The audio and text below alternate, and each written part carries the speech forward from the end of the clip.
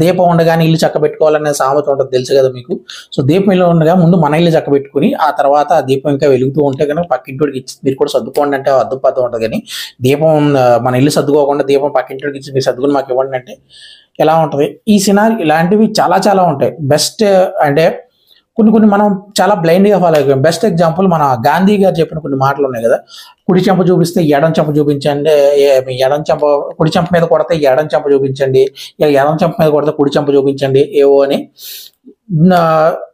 Best example ఒకటి మనల్ని కుడి చెంప మీద కొట్టాడు, ఎడం చెంప మీద కొడితే కూడా ఏం చేస్తారు? గాంధీ గారు చెప్పారని ఎడం చెంప చూపించారు, ఎడం చెంప మీద కూడా కొడితే అది గాంధీ గారు చెప్పలేదు కదా ఏం చేయాలని.